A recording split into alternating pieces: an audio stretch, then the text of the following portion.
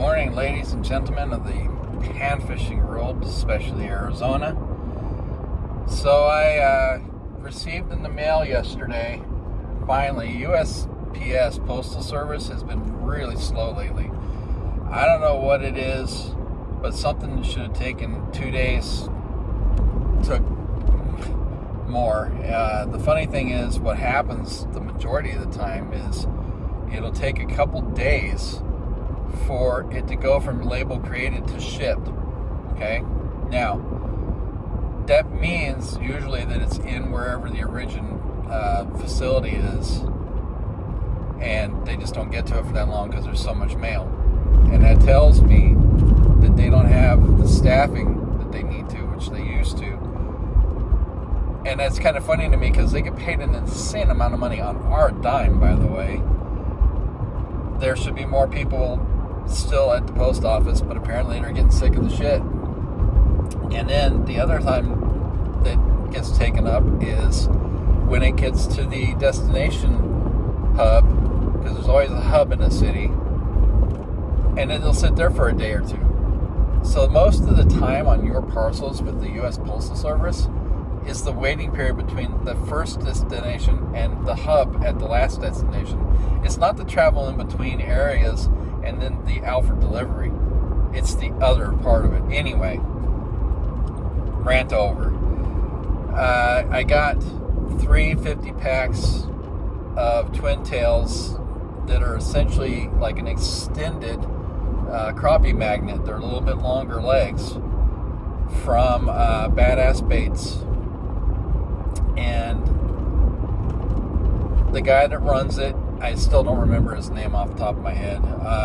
He is very congenial, very friendly, very customer oriented, not unlike my friend Raymond Ramirez. I expect that I will develop a friendship with this person as well because he's just really a nice guy. I like small businesses. I deal mostly with small business unless I happenstance need to have something and get it off of eBay or at a box store, but that's pretty rare.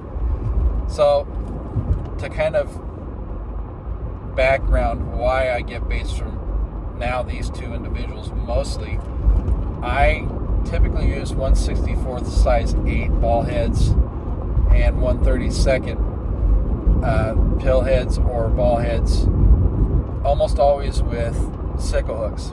And the reason for that is, for me, sickles have worked the best. I'm not a big fan of J hooks. I'm just not. I don't like them. It's just preference, I think, for me. But I have still quite a few, probably about 30 1/16 hammerheads in size 4 sickles from Matthew Picklesimmer of AZ Leadworks. And I have still a whole bunch of 1/64 ball heads from Raymond Ramirez. So I saw these baits and these colors from Badazz Baits, which is Badazz, Badazz Baits. And he made them in a high float plastic. So I will imagine that even with the 1/16, they will fall slower than normal, and they will sit more horizontal without the need for a loop knot. And because I use 2-pound line primarily, that's kind of a factor. The colors are phenomenal, and his quality is just as good as my friend Raymond. And I told Raymond I'd probably cheat on him and try some other baits, and he was like, "That's cool. You do what you want to do." I've been very much dedicated to being loyal to Rocky Mountain Custom Jigs, which is Raymond's company, and as much as possible to Matthew Picklesimmer with AZ Leadworks, because I have a good rapport with them. I would rather support the smaller guys. Even if they're making a ton of stuff, they're still the smaller guys because they're not the box stores. That's just kind of how I roll, you know. I like people. I utilize their stuff. And I've had great success on them. So now I've got a new person, a new company. I've got 150 baits in 3 colors, which is going to be a while for me to use. The cost was very good. I mean, really, really good. And he told me flat out how Portland averages. Like, holy shit, man.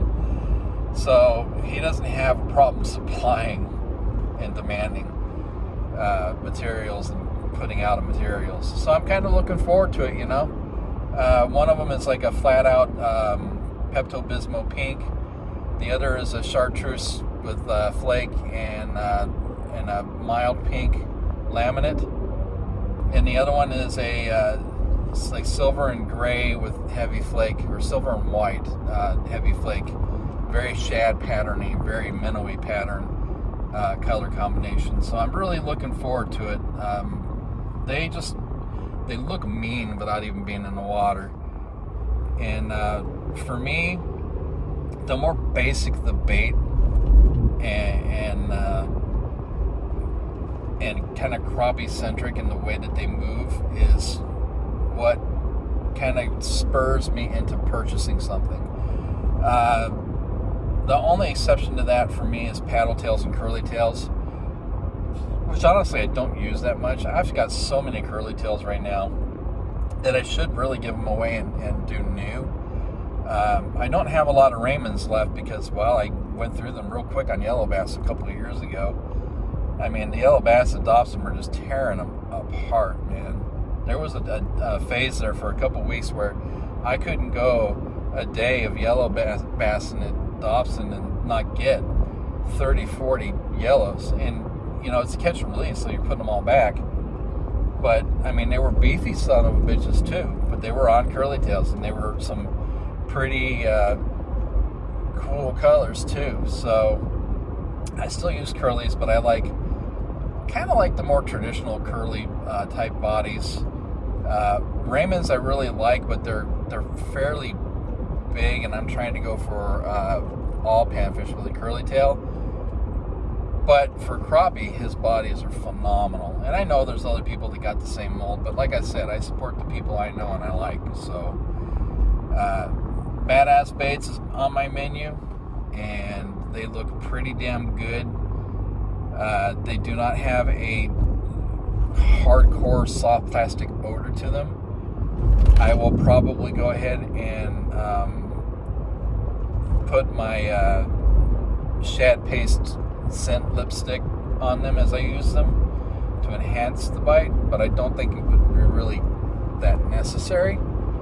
And I'm anticipating it. I'm supposed to go Saturday morning, throw the cast net, see what kind of bait I can get, all that kind of stuff. But I'm probably going to start out with using those baits and see what happens. I've got some micro bobbers of that European variety I was talking about on my last video. And yeah, we'll see what happens.